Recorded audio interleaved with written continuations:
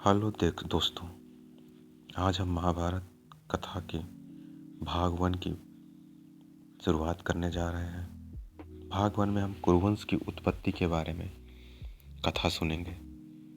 कुरुवंश की उत्पत्ति की क्या कहानी है, कैसे कुरुवंश की उत्पत्ति होती है, इस कहानी से हम जानेंगे। अगर आप चैनल पर नए हैं तो चैनल को सब्सक्राइब करना ना भूलें, लाइक बटन दबाएं, चैनल को वीडियो को शेयर ज़रूर करें। तो कुरुवंश की उत्पत्ति कैसे हुई थी? पुराणों के अनुसार ब्रह्मा जी से अत्रि, अत्रि से चंद्रमा, चंद्रमा से बुद्ध और बुद्ध से इलानंदन पुरुरवा का जन्म हुआ। पुरुरवा से आयु, आयु से राजा नहुस और नहुस से ययाति उत्पन्न हुए। ययाति से पुरु, पुरु के वंश में भरत और भरत के कुल में राजा कुरु हुए। कुरु के वंश में शांतनु का जन्म हुआ। शांतनु से गंगानंदन भीष्म उत्पन्न हुए। उनके 2 भाई और थे जो उनसे छोटे थे, चित्रांगद और विचित्रवीर्य। शांतनु से सत्यवती के गर्भ से उत्पन्न हुए थे। शांतनु के स्वर्ग लोक चले जाने पर भीष्म ने अविवाहित रहकर अपने भाई विचित्रवीर्य के राज्य का पालन किया। भीष्म महाभारत के प्रमुख पात्रों में से एक हैं। ये महाराजा शांतनु के पुत्र थे। अपने पिता को दिए हुए वचन के कारण इन्होंने आजीवन ब्रह्मचर्य का व्रत लिया। इन्हें इच्छा मृत्यु का वरदान प्राप्त था। एक बार हस्तिनापुर नरेश दुष्यंत आखेट खेलने के लिए वन में गए। वन में वे शिकार के लिए गए थे। उसी वन में कण्व ऋषि का आश्रम था। कण्व ऋषि के दर्शन करने के लिए महाराज दुष्यंत उनके आश्रम पहुंच गए।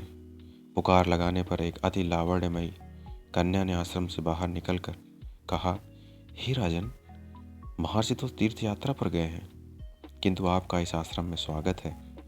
उस कन्या को देखकर महाराज दुष्यंत ने पूछा, बालिके आप कौन हैं? बालिका ने कहा, मेरा नाम शकुंतला है और मैं कण्व ऋषि की पुत्री हूँ। उस कन्या की बात सुनकर महाराज दुष्यंत आश्चर्यचकित होकर बोले, महर्षि तो आजन्म ब्रह्मचारी हैं, फिर आप उनकी पुत्री कैसे हुई? उनके इस प्रश्न के उत्तर में शकुंतला ने कहा, वास्तव में मेरे माता पिता मेनका और विश्वामित्र हैं।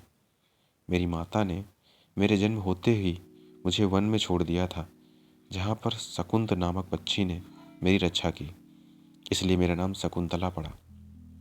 इसके बाद कण्व ऋषि की दृष्टि मुझ पर पड़ी और वे मुझे अपने आश्रम ले आए। उन्हें ही मेरा भरण पोषण किया। जन्म देने वाला, पोषण करने वाला तथा अन्न देने वाला, ये तीनों ही पिता कहे जाते हैं। इस प्रकार कण्व ऋषि मेरे पिता हुए। शकुंतला के वचन सुनकर महाराज दुष्यंत ने कहा, शकुंतले, तुम क्षत्रिय कन्या हो। यदि तुम्हें किसी प्रकार की आपत्ति न हो तो मैं तुमसे विवाह करना चाहता हूँ। शकुंतला भी महाराज दुष्यंत पर मोहित हो चुकी थी, अतः उसने अपनी स्वीकृति प्रदान कर दी। दोनों ने गंधर्व विवाह कर लिया। कुछ काल महाराज दुष्यंत ने शकुंतला के साथ विहार करते हुए वन में ही व्यतीत किए। फिर एक दिन वे शकुंतला से बोले, प्रियतमे, मुझे अब अपना राज्य कार्य देखने के लिए हस्तिनापुर प्रस्थान करना होगा। महर्षि कर्ण के तीर्थ यात्रा से लौट आने पर मैं तुम्हें यहाँ से विदा कराकर अपने राजभवन में ले जाऊंगा। इतना कहकर महाराज ने शकुंतला को अपने प्रेम के प्रतीक के रूप में अपनी स्वर्ण मुद्रिका दी और हस्तिनापुर चले गए। एक दिन उसके आश्रम में दुर्वासा ऋषि पधारे। महाराज दुष्यंत के विरह में लीन होने के कारण शकुंतला को उनके आगमन का ज्ञान भी नहीं हुआ और उसने दुर्वासा ऋषि का यथोचित स्वागत सत्कार नहीं किया। दुर्वासा ऋषि ने इसे अपना अपमान समझकर और क्रोधित होकर बोले, बालिके, मैं तुझे शाप देता हूँ कि जिस किसी के ध्यान में लीन होकर तू मेरा निरादर किए रहे, वो तुझे भूल जाएगा। दुर्वासा ऋषि के शाप को सुनकर शकुंतला का ध्यान टूटा और वह उनके चरणों में गिरकर क्षमा प्रार्थना करने लगी। शकुंतला के क्षमा प्रार्थना से द्रवित होकर दुर्वासा ऋषि ने कहा, अच्छा, यदि तेरे पास उसका कोई प्रेम चिन्ह होगा तो उस चिन्ह को देखकर उसे तेरी स्मृति हो जाएगी। महाराज दुष्यंत से विवाह से शकुंतला गर्भवती हो गई थी। कुछ काल पश्चात कण्व ऋषि तीर्थ यात्रा से लौटे, तब शकुंतला ने उन्हें महाराज दुष्यंत के साथ अपने गंधर्व विवाह के विषय में बताया। इस पर महर्षि कण्व ने कहा, पुत्री, विवाहित कन्या का पिता के घर में रहना उचित नहीं है। अब तेरे पति का घर ही तेरा घर है। इतना कहकर महर्षि ने शकुंतला को अपने शिष्यों के साथ हस्तिनापुर भिजवा दिया। मार्ग में एक सरोवर में आचमन करते हुए महाराज दुष्यंत की दी हुई शकुंतला की अंगूठी, जो कि प्रेम चिन्ह थी, सरोवर में ही गिर गई। उस अंगूठी को एक मछली निगल गई। महाराज दुष्यंत के पास पहुंचकर कर्ण ऋषि के शिष्यों ने शकुंतला को उनके सामने खड़ा करके कहा, महाराज, शकुंतला आपकी पत्नी है, आप इसे स्वीकार करें। महाराज तो दुर्वासा ऋषि के शाप के कारण शकुंतला को भूल चुके थे, अतः उन्होंने शकुंतला को स्वीकार नहीं किया और उस पर उल्टा होने का लांछन लगा दिया। शकुंतला का अपमान होते ही आकाश में जोरों की बिजली कड़क उठी और सबके सामने उसकी माता मेनका उसे उठा ले गई। जिस मछली ने शकुंतला की अंगूठी को निगल लिया था, एक दिन वह एक मछुआरे के जाल में आ गई। जब मछुआरे ने उसे काटा तो उसके पेट से अंगूठी निकली।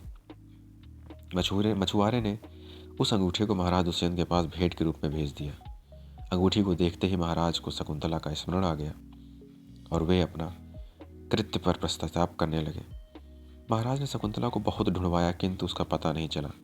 कुछ दिनों के बाद देवराज इंद्र के निमंत्रण पाकर देवासुर संग्राम में उनकी सहायता करने के लिए महाराज दुष्यंत इंद्र की नगरी अमरावती गए। संग्राम में विजय प्राप्त करने के पश्चात जब वे आकाश मार्ग से हस्तिनापुर लौट रहे थे तो मार्ग में उन्होंने कश्यप ऋषि का आश्रम दृष्टिगत हुआ। उनके दर्शनों के लिए वहां रुक गए। आश्रम में एक सुंदर बालक एक भयंकर सिंह के साथ खेल रहा था। मेनका ने शकुंतला को कश्यप ऋषि के पास लाकर छोड़ा था तथा वह बालक शकुंतला का ही पुत्र था। उस बालक को देखकर महाराज के हृदय में प्रेम की भावना उमड़ पड़ी। वे उसे गोद में उठाने के लिए आगे बढ़े तो शकुंतला के सखी चिल्ला उठी, हे भद्र पुरुष, आप इस बालक को न छुएं, अन्यथा उसकी भुजा में बंधा काला डोरा सांप बनकर आपको डस लेगा।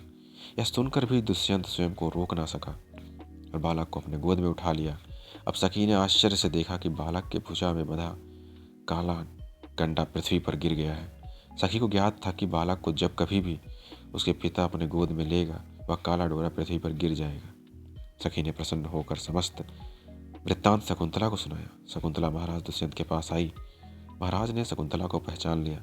उन्होंने अपने कृत्य के लिए शकुंतला से क्षमा प्रार्थना किया और कश्यप ऋषि की आज्ञा लेकर उसे अपने पुत्र सहित अपने साथ हस्तिनापुर ले आए।